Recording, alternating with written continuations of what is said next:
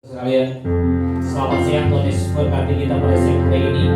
Sebelum kita mulai ibadah kita, saya akan bacakan Mazmur 116 ayat 1 sampai 10. Terluput dari belenggu maut. Aku mengasihi Tuhan, sebab Ia mendengarkan suaraku dan permohonanku. Sebab Ia menyendengkan telinganya kepadaku, maka seumur hidupku aku akan berseru kepadanya. Tali-tali maut telah meliliti aku, dan kegentaran terhadap dunia orang mati menimpa aku. Aku mengalami kesesakan dan kedukaan, tetapi aku menyerukan nama Tuhan. Ya Tuhan, luputkanlah kiranya aku. Tuhan adalah pengasih dan adil, Allah kita penyayang. Tuhan memelihara orang-orang sederhana. Aku sudah lemah, tetapi diselamatkannya aku. Kembalilah tenang hai jiwaku, sebab Tuhan telah berbuat baik kepadamu. Ya, Engkau telah meluputkan aku daripada maut, dan mataku daripada air mata, dan kakiku daripada tersandung. 9. Aku berjalan di hadapan Tuhan di negeri orang-orang hidup.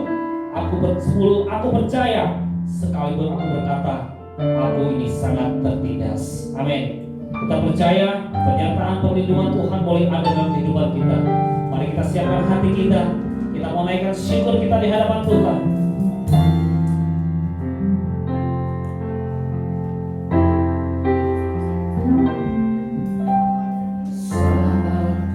Bawa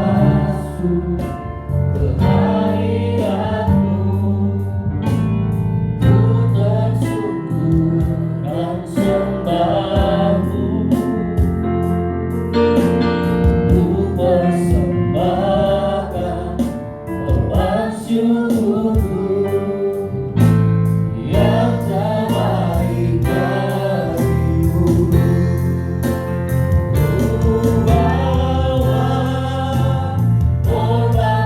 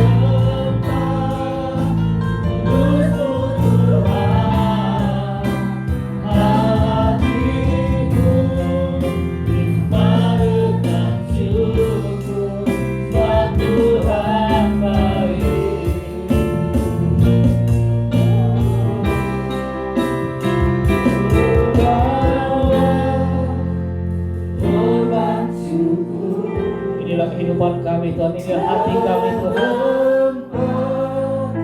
Kudus-Mu Tuhan, hatiku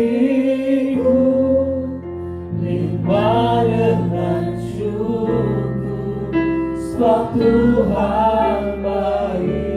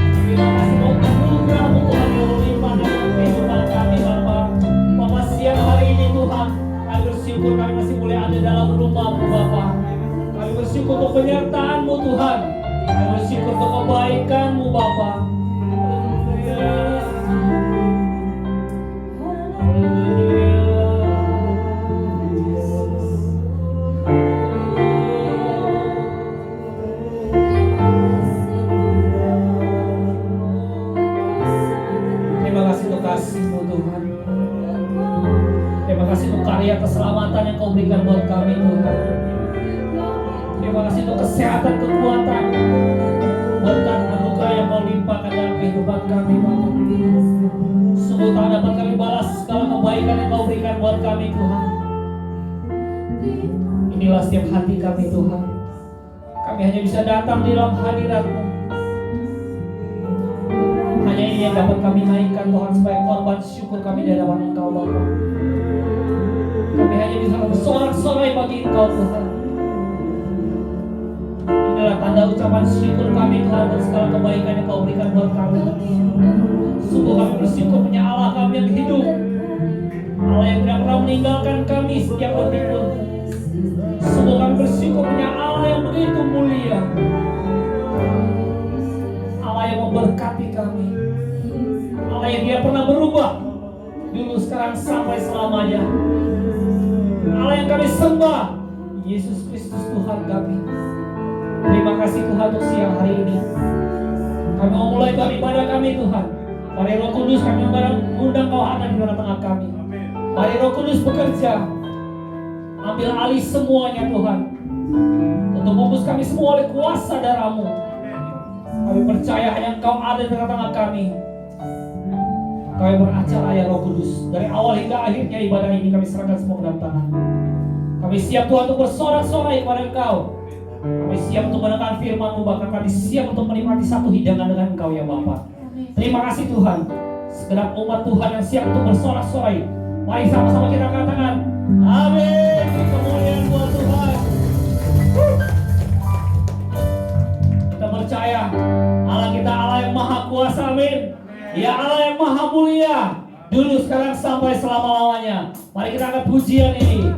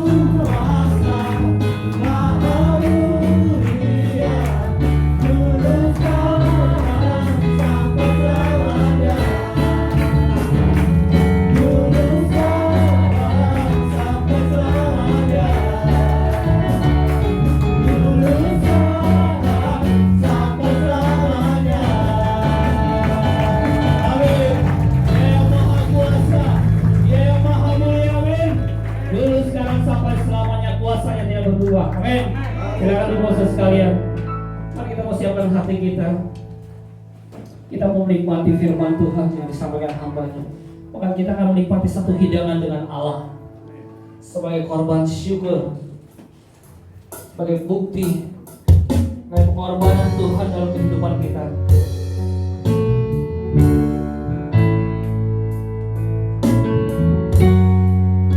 Kita mau sama-sama belajar pujian ini.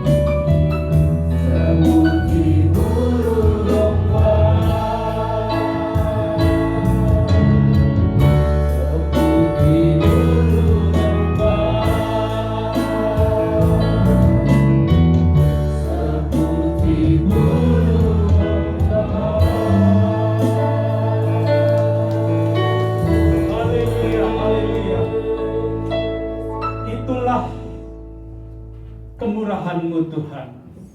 Kau ubah kami dari dosa yang tidak bisa terampuni menjadi mulia.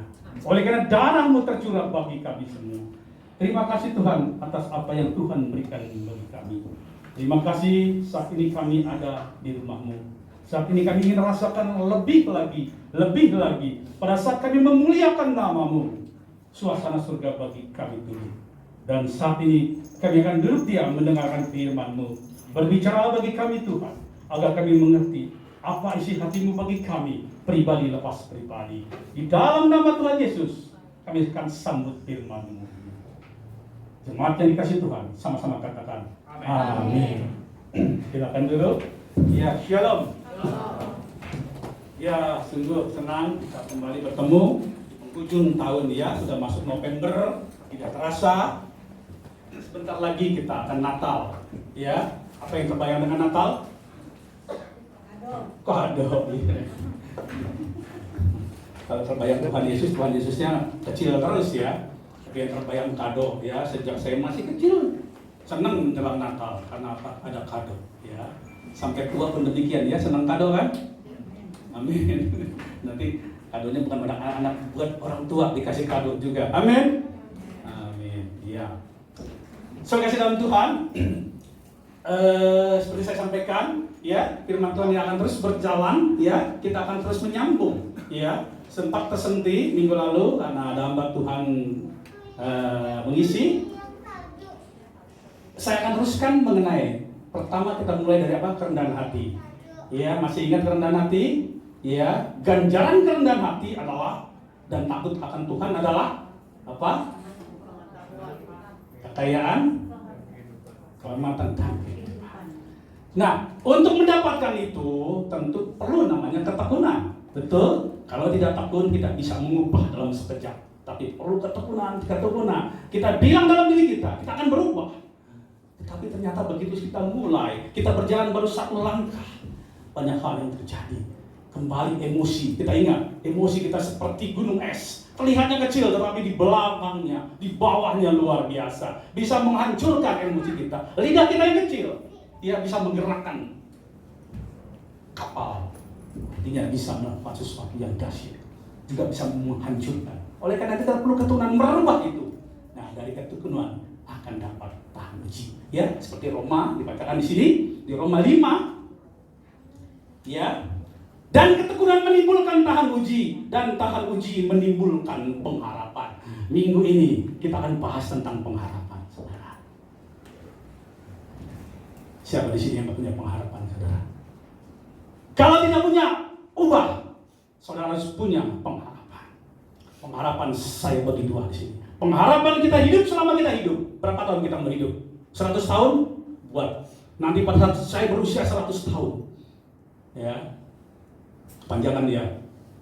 Saat saya berusia sekian, tanamkan di dalam garis saudara. Pada saat saya berusia 20 tahun, mungkin saya kuliah. Saat usia saya 30 tahun, saya sudah jadi pengusaha. Amin. Saat saya berusia 40 tahun, ya, saya bisa mencari berkat yang luar biasa. Saat 50 tahun, dipanggil Tuhan. Bukan mati saudara. Dipanggil Tuhan jadi hamba Tuhan. Mau? Amin. Tanamkan di hati saudara, itulah pengharapan. Nah, pengharapan yang baik, saudara.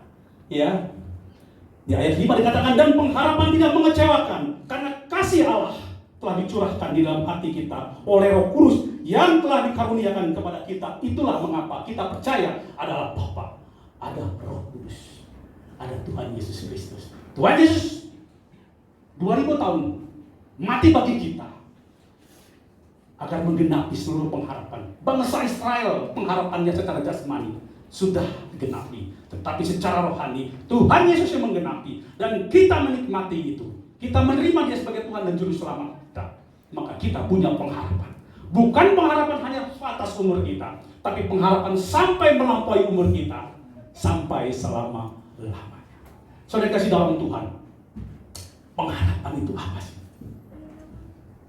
Ya, pengharapan ada sesuatu yang kita buat, yang kita ingini. Dan kita ingin capai, apapun yang terjadi, saya akan capai itu. Saya menjalani hidup saya sampai usia 58 tahun sekarang. Saya punya pengharapan. Dan saya melihat kemuliaan Tuhan. Saya saksikan bahwa saya mendapat kemuliaan Tuhan. Yang dipikir tidak mungkin terjadi, itu yang terjadi. Saudara kasih dalam Tuhan. Saya mau sampaikan satu cerita.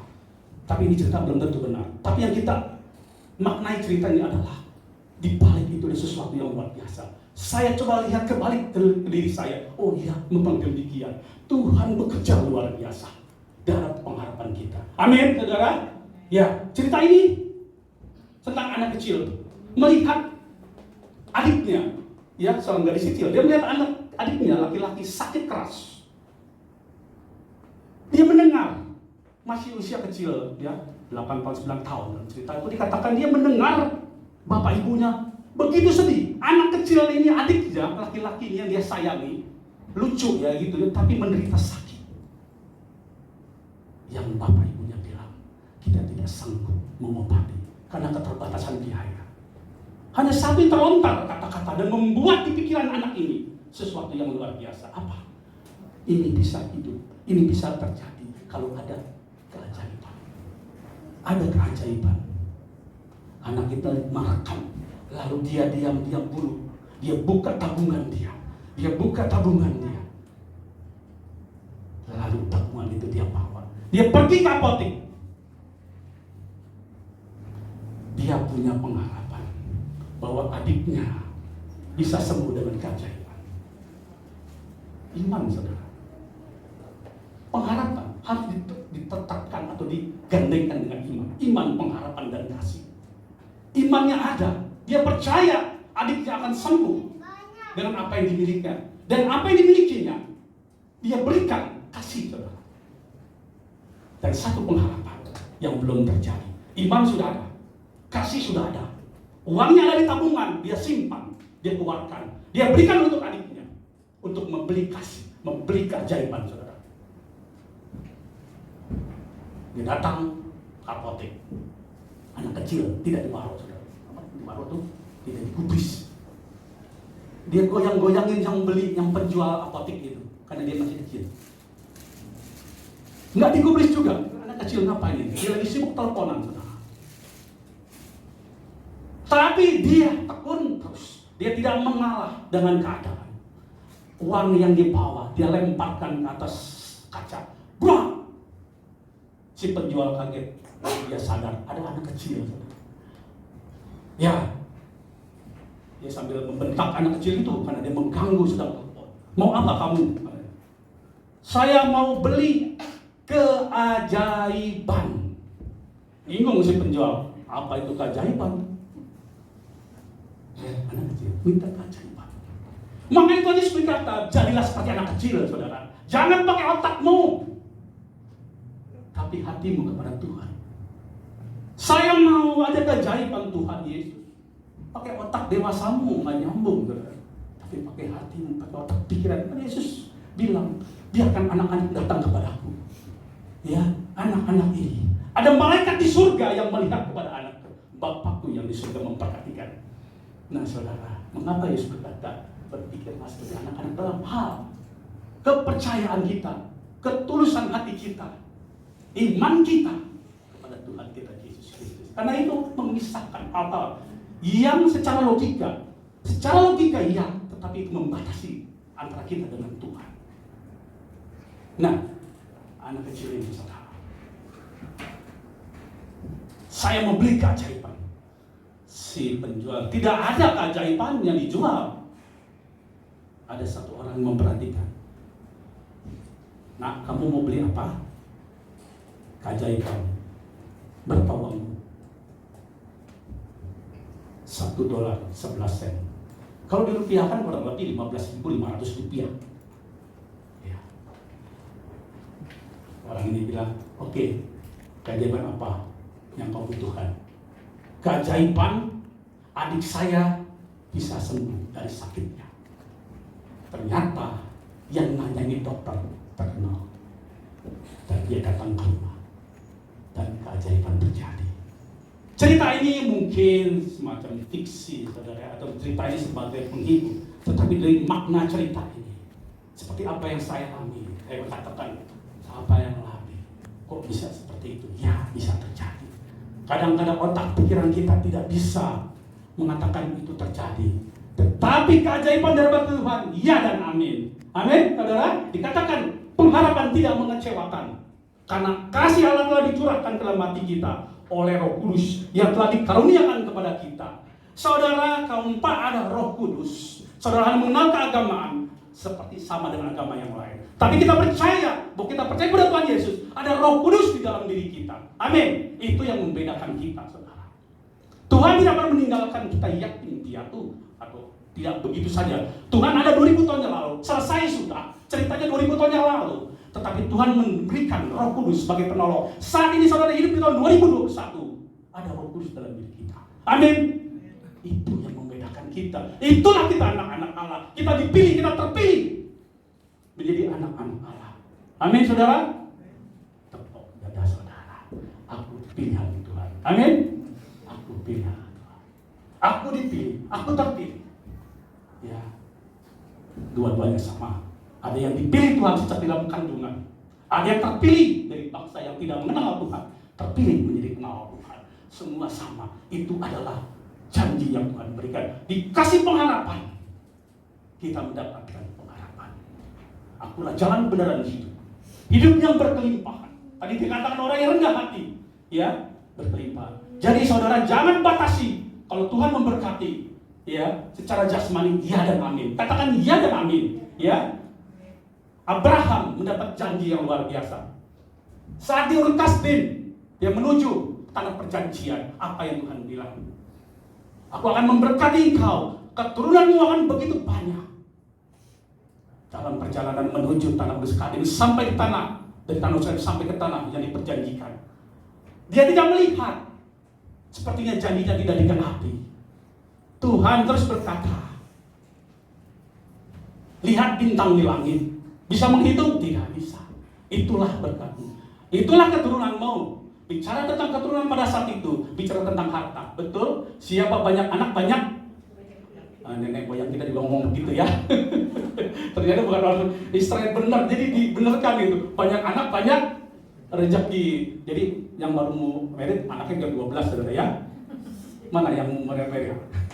Gak mau 12 anaknya. Pusing ya. Abraham dibilang keturunannya akan begitu besar. Dan itu digenapi saudara. 12 keturunan. Dari siapa?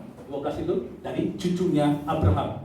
Abraham, Ishak dan Yakub. Yakub punya anak 12. Itulah yang menjadi suku bangsa Israel. Iya. Sampai saat bangsa Israel ada 12 suku. Kelihatan janji Tuhan belum ada.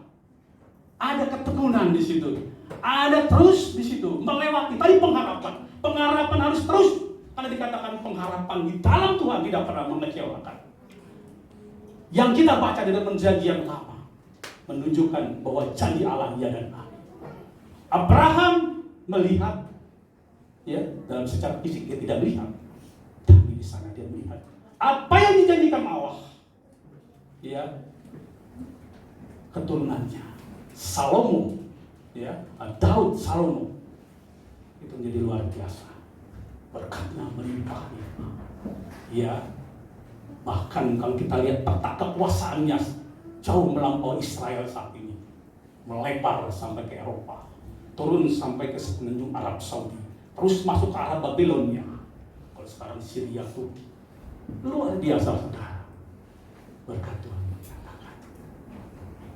Nah itu semua adalah pengharapan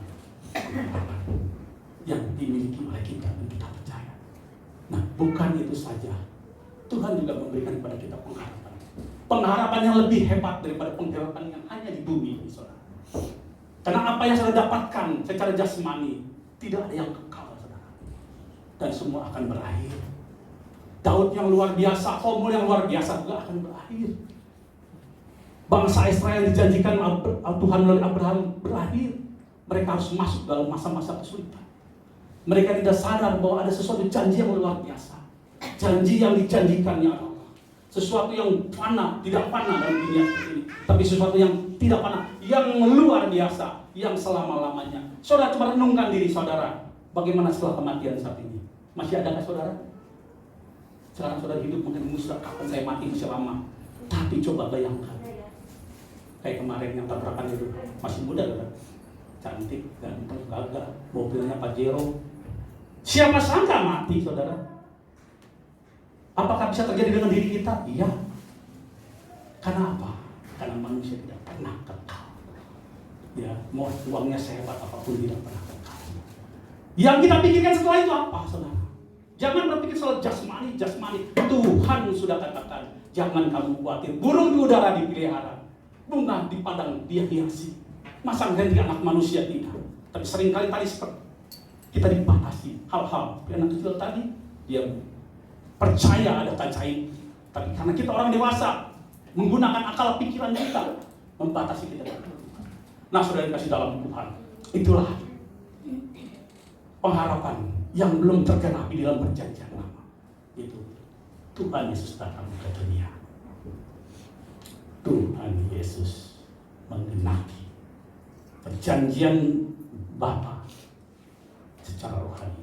Bahwa kita semua orang yang diciptakan sejak Adam dan Hawa adalah milik kesayangan Tuhan. Cuma karena pemberontakannya terhadap Tuhan, maka Adam berdosa. Makanya ada batas antara Tuhan yang begitu suci, ya, dengan manusia yang kotor. Ya, oleh karena itu, bangsa Israel melalui Musa ditunjukkan bagaimana dekat dengan Allah. Kalau saudara baca dalam Imamat 16, di sana untuk dekat dengan Allah. Jangankan menyebut Allah Bapa. Mau dekat datang seperti ini, saudara.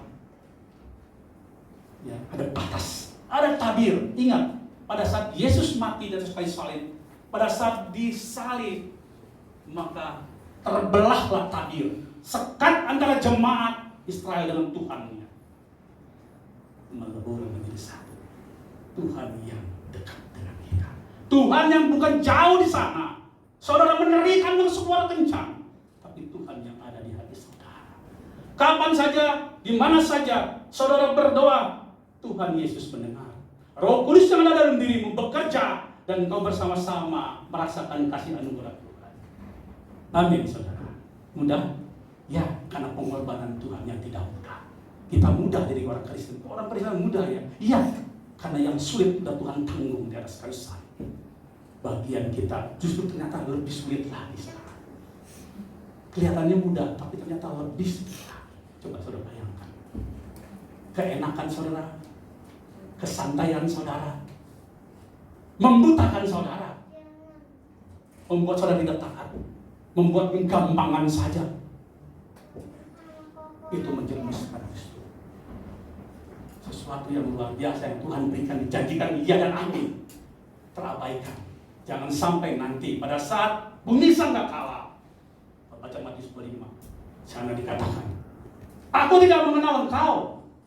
Lalu berkata, aku sudah mengusir setan dalam nama Tuhan.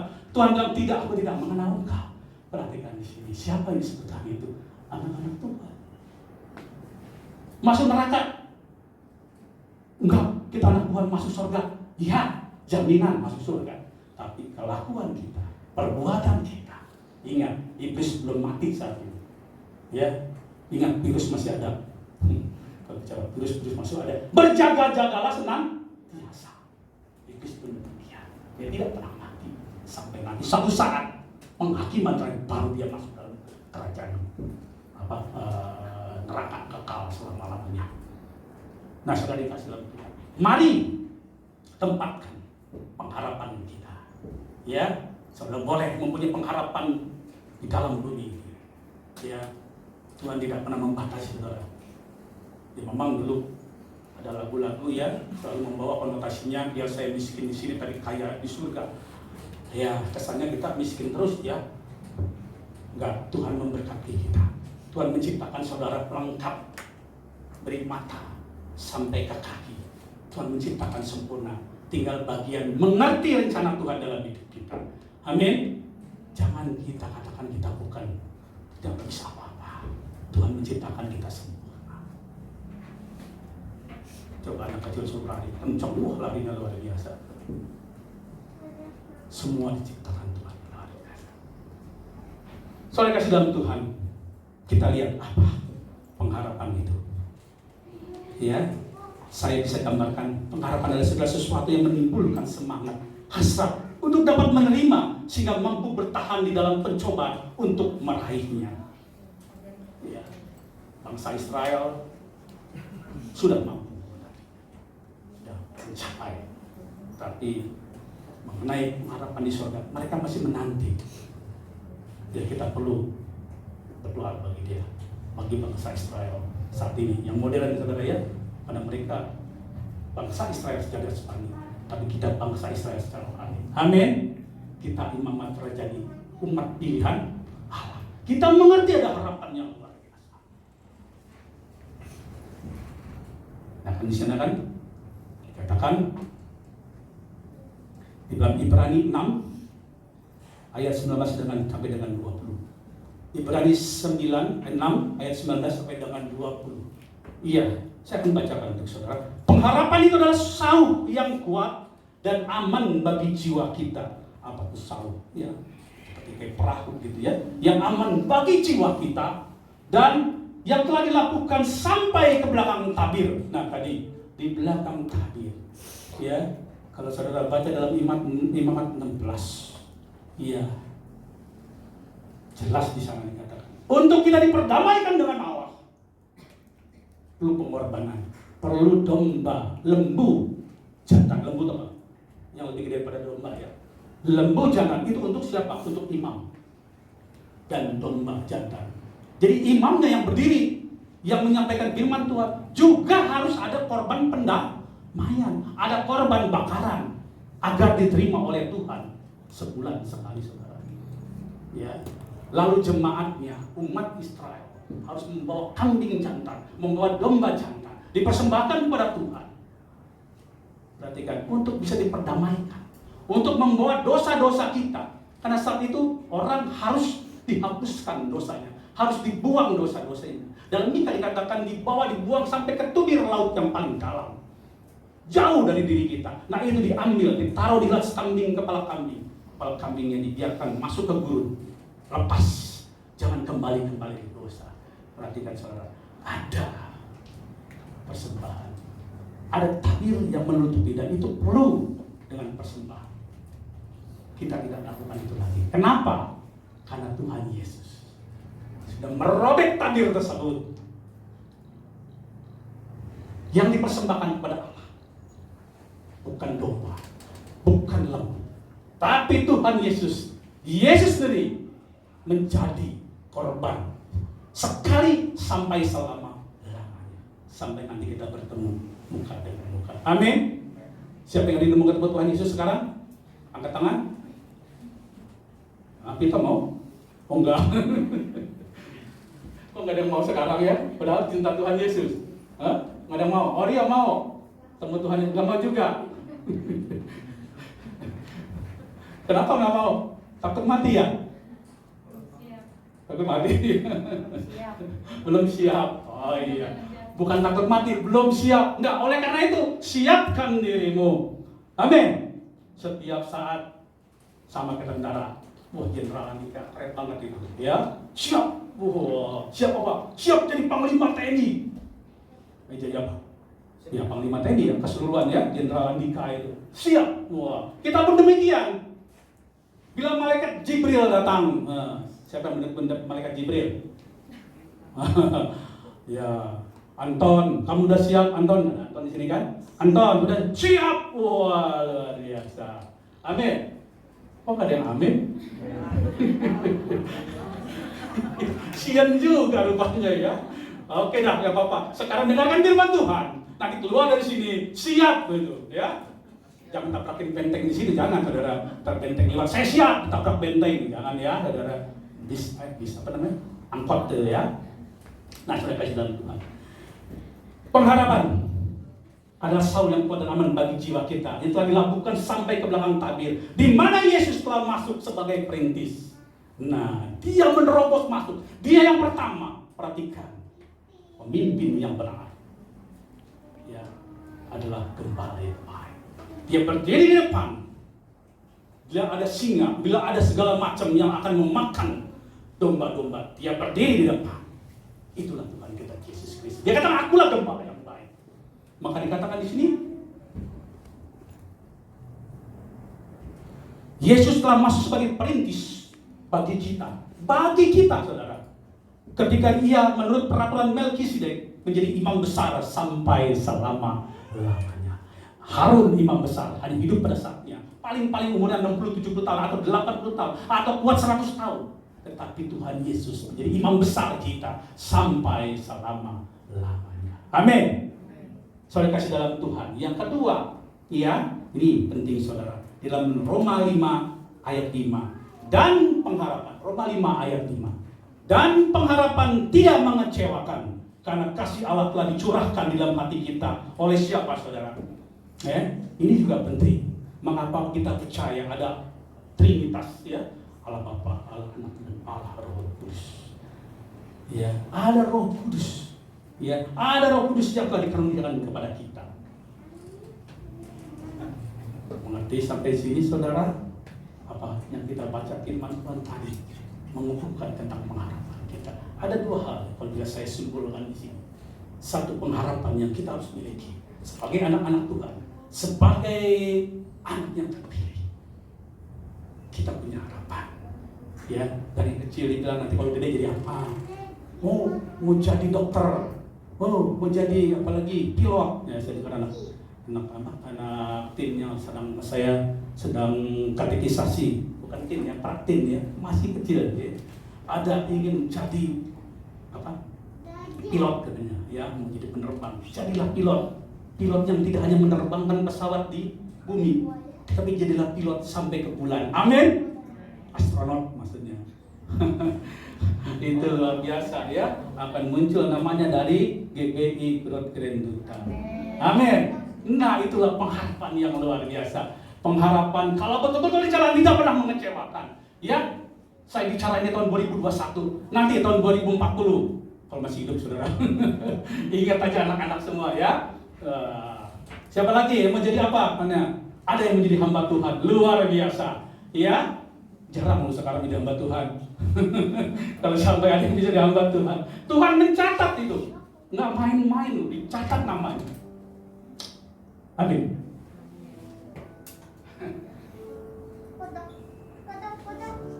Saya jadi sedih saudara. Jangan terbawa arus ya. Saya juga tidak tahu kalau Tuhan tetapkan saya jadi hamba Tuhan, karena masih kecil saya nakal, saudara. Ya. Ya, saudara kasih dalam Tuhan, kembali ke laptop saudara ya, jangan terbawa sedih. Iya, ada yang menjadi hamba Tuhan, luar biasa ya. Tepuk tangan dong untuk anak yang hamba Tuhan ya. Walaupun zaman ini sudah susah saudara ya. Saya akan buat nanti kalau bisa ya S3, walaupun dilarang sama mana Pak Edi. Ya, akan buat nanti ya, how to be a pastoral in the new era, in the era of 5.0, apa itu? Generasi kelima, ya, generasi sampai generasi kelima. Kita masuk sampai generasi keempat. Ya, bagaimana menjadi hamba Tuhan dalam menghadapi kondisi zaman seperti ini. Engkau tetap akan luar biasa sebagai pemimpin. Masuk bukan hanya menjadikan orang sukses di bumi, tetapi sukses masuk surga, itu yang mulia. Amin. Jadikan sebangsa muridku, Matius 8:19-20, yang ada di bumi. Ya, jadi muridku masuk dalam kerajaan. Amin. Saudara kasih dalam Tuhan, itulah ya. Pertama dikatakan di Roma 5 ayat 10, kita baca di sini. Roma 5 ayat 10, dijanjikan keselamatan kekal setelah kehidupan kita. Roma 5 ayat 10, sebab jikalau kita ketika masih seteru diperdamaikan dengan Allah oleh kematian anaknya, ya, masih saat kita belum mengenal Tuhan, ya, menjadi musuh, ketahui dikatakan musuh. Ya, kenapa? Karena dianggap kita bukan murid Tuhan Yesus. Kita masih bergelimang dengan dosa. Diperdamaikan dengan Allah oleh kematian anaknya. Lebih-lebih kita, nah saat ini, yang sekarang telah diperdamaikan, pasti akan diselamatkan oleh hidupnya. Tadi saya katakan di dalam Imamat 16, ya, untuk memperdamaikan Allah dengan kita perlu domba, perlu lembu, perlu kambing untuk dikorbankan. Tapi Yesus di sini, dia menjadi korban perdamaian tersebut. Sekarang telah diperdamaikan, pasti akan diselamatkan oleh hidupnya. Pasti saudara, mudah-mudahan, pasti berbahagialah kita. Pasti. Seperti cek di tangan saudara. Nih cek 1 triliun yang kasih Bank Indonesia. Yakin? Yakin. Ambilnya kapan? Tahun 2050. Yang masih tua, masih muda sih, oke 2050. Yang udah tua, waduh nggak ketemu katanya ya. Ketemu di sorga nanti. Diperdamaikan, pasti akan diselamatkan oleh hidupnya. Ya, ini berbicara tentang keselamatan kekal dalam pengharapan. Punya miliki, ya kita punya pasti keselamatan kekal. Nah, yang kedua, mungkin senang dengarnya, dijanjikan berkat jasmani selama kita hidup. Roma 5 ayat 11. Dan bukan hanya itu. Nah, bukan hanya itu saja saudara ya. Stop dulu, berhenti, tahan. Dan bukan hanya itu. Kita malah bermegah dalam Allah oleh Yesus Kristus Tuhan kita. Sebab oleh Dia kita telah menerima pendamaian itu. Di dalam peperangan tiada berkat. Semua sulit makan. Semua sulit mendapatkan sesuatu. Bangsa Indonesia dulu sulit dalam masa penjajahan. Bangsa Indonesia punya harapan. Suatu kali kelak kita akan merdeka. Bila kita merdeka, kita hidup dalam kedamaian, maka berkat-berkat Allah. Amin saudara. Amin. Kita hidup dalam masa kemerdekaan. Dulu nenek, orang tua kita, leluhur kita masih dalam penjajahan. Mereka punya harapan Indonesia akan jaya. Dan sekarang kita menjalannya. Kita bisa makan, kita bisa menikmati, ya, dari apa yang diperjuangkan. Oleh harapan, dan itu terwujud. Artinya kita juga diberkati, kita dibebaskan, kita dimerdekakan dari kungkungan iblis, dan Tuhan memberkati kita. Amin. Hidup di dalam Yohanes 10 ayat 10, ya, hidup yang berkelimpah. Persis yang dikatakan kepada Abraham, engkau mempunyai banyak keturunan, banyak anak, banyak rezeki. Ya, yakin saudara yang anaknya banyak sekarang pusing. Percayalah, Tuhan sedang menguji saudara. Saudara tinggal menunggu janjinya, ya dan amin. Tuhan akan memberkati. Jangan membatasi hal-hal, ya seperti anak kecil tadi, tidak pernah membatasi.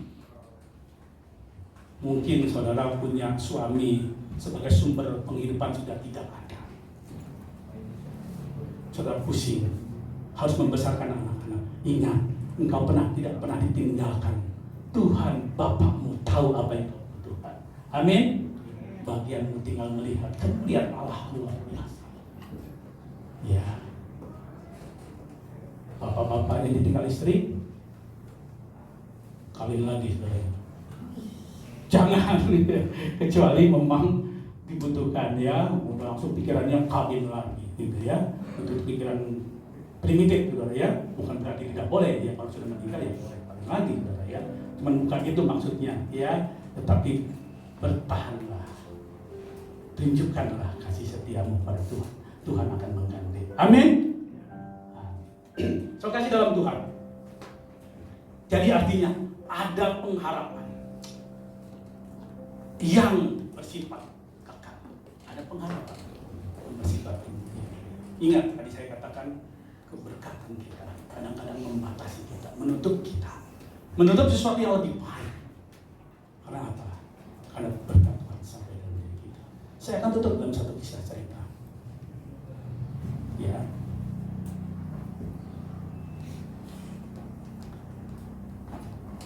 Sama ceritanya ya, kayak anak kecil tadi, perempuan. Kenapa saya senang perempuan? Karena memang saya senang anak perempuan. Tadi saya bilang sama mantu saya, punya anaknya perempuan aja, gitu ya. Doain ya, punya anak perempuan ya. Walaupun bapaknya nggak mau punya anak laki, katanya. Doa satu orang kalah sama doa banyak orang kalau anaknya perempuan aja lah, ya. Anak perempuan ini, gadis ini banyak gadis kecil-kecil ya, suka, nah itu ya, Gloria, Glow ya, suka diceritakan saat mau tidur oleh bapaknya. Ya ini bapaknya suka ceritain, sama sebagai juga suka ceritain si Nadia Teraga adanya, contohnya ya.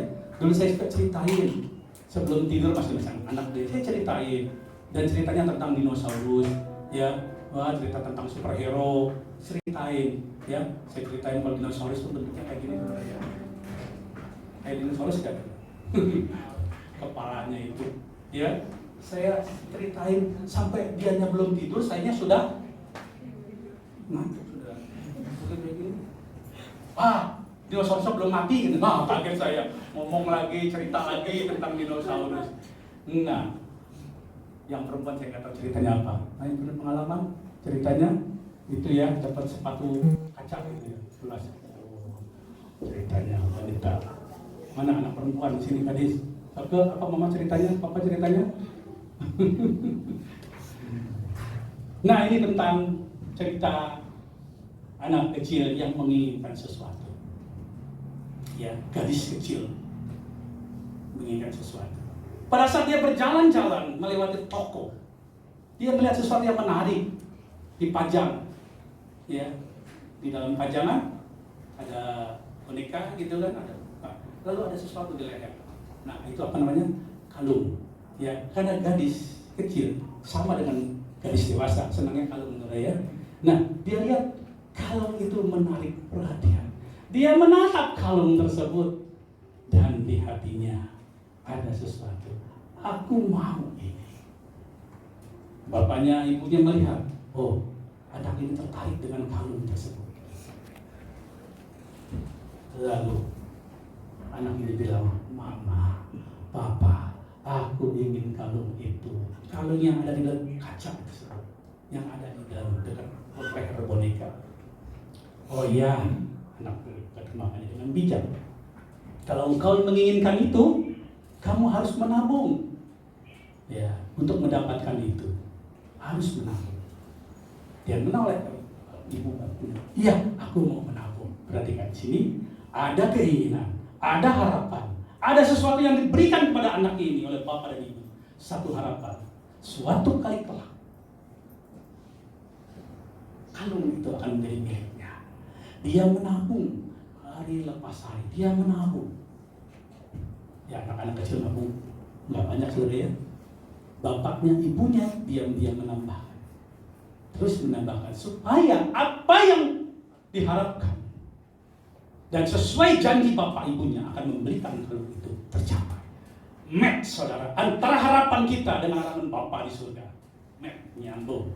Ya, amin saudara. Saudara punya harapan.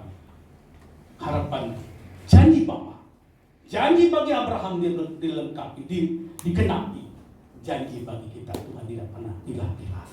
Iya dan amin. Dulu, sekarang, sampai selama-lamanya. Kalau dia berjanji dengan Abraham, dia juga berjanji dengan kita. Amin. Tinggal bagian kita punya pengharapan. Maka saya katakan punyalah pengharapan. Ya, jangan malu-malu. Ya, jangan malu-malu.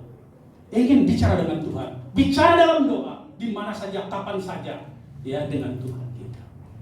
Ada harapan. Anak kecil ini, ya, sahihnya dapat kalung tersebut. Dan kalung tersebut dikenakan dari pagi hari sampai malam hari. Sampai ia tertidur, tetap menggunakan kalung. Dia tidak mau dilepas. Tetap kalung itu berada di lehernya. Karena itulah harapan yang terwujud. Itulah cita-citanya, itulah impiannya terwujud. Dia bisa menabung, ya, tanpa dia sadari. Tanpa dia sadari, bapak ibunya menambahkan agar bisa membeli kalung permata. Terkasih dalam Tuhan, kebiasaan bapaknya adalah menceritakan kepada putrinya, diceritakan sebelum tidur. Lalu sebelum dia tidur, bapaknya tanya, Kasih apa saudara? Bebas. Hah? Princess. Yang lain aja. Princess ke Inggris-Inggrisan. Putri ya, putri. Putri. Ya, biar Indonesia sedikit. Putri. Iya. Kamu sayang Bapak? Iya Bapak, sayang. Apalagi Bapaknya ngasih permata ya, kalung permata. Ya sayang sama Papa. Iya. Kalau sayang sama Papa, kata Bapaknya, boleh gak kalung permata itu buat apa? Kan sayang Papa. Nggak bisa Papa. Masih senyum dia. Nggak bisa Papa. Ini jadi milik Putri. Putri sudah memiliki. Jangan Papa, jangan. Oke anakku, nggak apa-apa. Silakan tidur. Minggu kedua, sama. Sebelum tidur dia tanya, Putri, bolehkah kalung permata ini untuk Papa? Si Putri melihat lagi, aduh Papa, udah mulai dia mukanya. Tadinya ceria, agak sedikit kecewa ya. Kok Papanya minta lagi? Papa, ambil aja semua yang Putri miliki. Boneka, baju anak-anak, mainan, silahkan. Tapi jangan yang ini. Jangan yang permata ini, permata. Bapaknya, oh iya Putri, nggak apa-apa, silahkan tidur. Minggu ketiga, apa? Sama gak? Sama pertanyaannya. Sebelum tidur, kembali lagi Papa nanya. Nah kali ini Putrinya marah. Aduh Papa, gimana udah tahu Putri sangat sayang dengan kalung permata itu. Dia tetap mulai ada rasa kemarahan ya dengan bapaknya. Ya, walaupun dia katakan cinta sayang sama Papa, tapi sesuatu yang ada di dalam miliknya tidak bisa berbagi. Ini hanyalah aku punya. Tidak bisa. Oke, nggak apa-apa, jangan marah. Udah tidur. Dan kemarahan itu kan, bapaknya tetap ketiga kali meminta. Minggu keempat, sama gak pertanyaan saudara? Sama pertanyaan. Diceritakan, lalu bapaknya bertanya, Putri, apakah engkau sayang Papa? Sayang Papa. Ya. Tapi kali ini bukan itu yang keluar.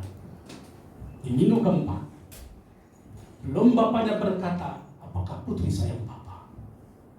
Bapaknya menghampiri. Ternyata si Putri memalingkan wajahnya. Dia menangis. Suaranya. Begitu papanya lihat. Dia menangis sekali, si Putri itu.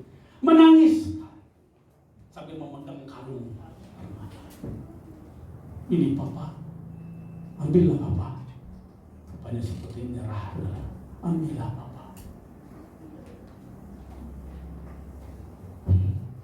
Sudah tahu ceritanya? Ada yang tertawa, kita tahu ceritanya ya. Kita tunggu, biar lebih tegang sedikit. Yang belum tahu kan tegang, biar kita tunggu lagi. Kasih musik sedikit, tanggung gitu kan. Apa yang terjadi? Apa endingnya saudara? Si Putri benar-benar menangis, dia menyerahkan kepada Bapak. Bapaknya menerima. Tegang saudara. Si Putri mungkin dalam hatinya jangan, tapi dia serahkan kepada bapaknya. Dan bapaknya menerima. Apa yang terjadi? Setelah itu diterima, bapaknya mengeluarkan sesuatu. Ini Putri, ini yang lebih baik. Permata asli saudara. Kalau yang itu permata palsu hanya 100.000, yang ini harganya mungkin 100 juta. Lihat perbedaannya. Apakah ini kita saudara? Coba refleksikan diri kita. Seringkali kita diberkati Tuhan. Kita bilang ini milik saya Tuhan. Ini kemampuan saya, kehebatan saya. Bertahun-tahun saya kuliah, bertahun-tahun saya kerja. Engkau minta Tuhan mengajarkan, Tuhan mendidik saudara. Tapi ingat, ada berkat Tuhan di balik itu semua. Kalau Tuhan tidak memberkati saudara, sehebat saudara apapun tidak akan terjadi. Dan yang menarik di sini, harta yang sudah kita miliki mengikat kita, susah untuk melepaskannya, saudara. Padahal Bapa kita di surga ingin mengganti sesuatu yang lebih hebat lagi, tapi kita menolak. Kita hidup di dalam seperti itu dengan pola pikir kita. Padahal Tuhan ingin mengubah lebih lagi, lebih lagi.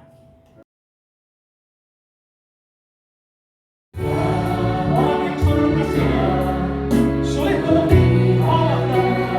Doakan dia dengan ketekunan, dengan kerendahan hati. Cukup mendapatkan pengharapan. Pengharapan dalam Tuhan tidak pernah mengecewakan.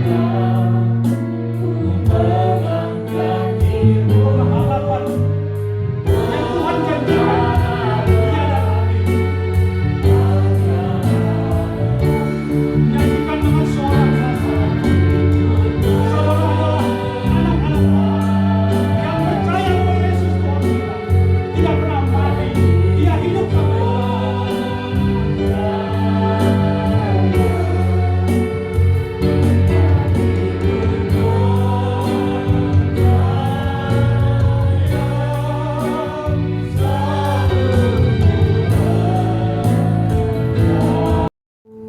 dalam apa yang Tuhan inginkan dalam diri kami. Kami menyatukan dengan tubuh dan darah Kristus. Kami inginkan apa yang Kau kabarkan, apa yang Kau sampaikan sebelum Kau masuk di dalam pengorbanan-Mu yang besar. Kau mengajarkan kepada kami semua untuk melakukan ini, perjamuan kudus ini, untuk mengingat betapa besar kasih-Mu. Kau mengubah kami dari merah menjadi putih, putih seperti salju. Terima kasih Tuhan Yesus. Terima kasih Bapa. Terpujilah nama. Haleluya. Saya undang hamba Tuhan untuk maju ke depan.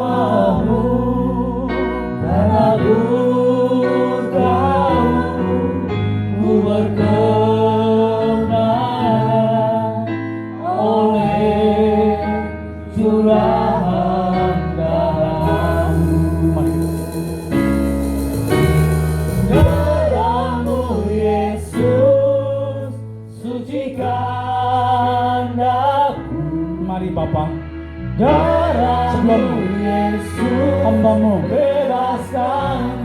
melakukan kehendak Bapa, mari sucikan kami, sucikan hamba-Mu, sucikan, lepaskan dia hal yang buruk, biarlah kemuliaan Allah sucikan dosa saudara dalam nama Tuhan Yesus, dalam nama Tuhan Yesus. Ini roti dan anggur ini Bapa, itu sudah darah dalam nama Tuhan Yesus. Haleluya, haleluya.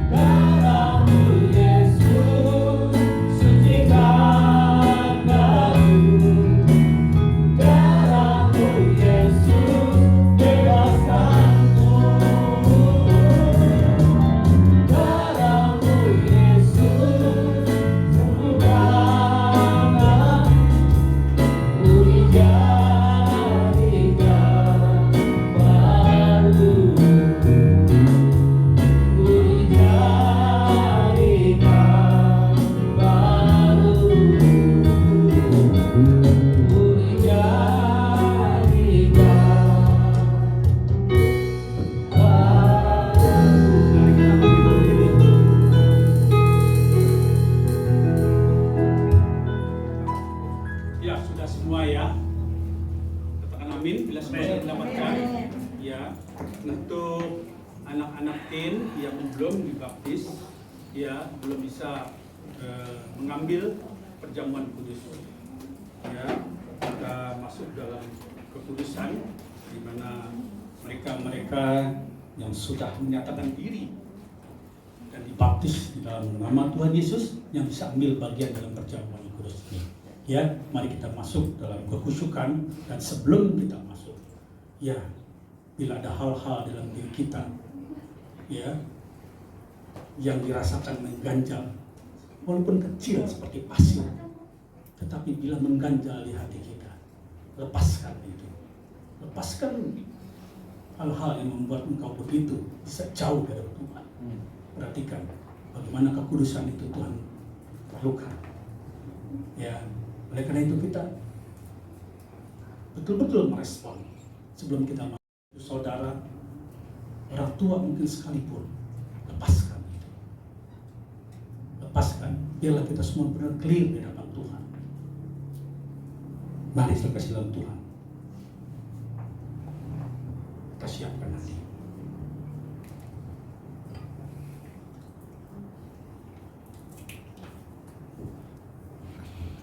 Iya, kita angkat roti atas tangan kanan. Bukankah roti yang kita pecah-pecahkan ini adalah manifestasi daripada tubuh Kristus? Amen. Sebab apa yang telah kuteruskan kepadamu telah aku terima dari Tuhan, yaitu bahwa Tuhan Yesus pada malam waktu ia diserahkan mengambil roti, dan sesudah itu ia mengucap syukur atasnya. Tubuhku yang diserahkan bagi kamu, perbuatlah ini menjadi peringatan akan aku. Mari semua yang mengimani bahwa roti ini adalah tubuh Kristus, mari kita makan dalam nama Tuhan Yesus.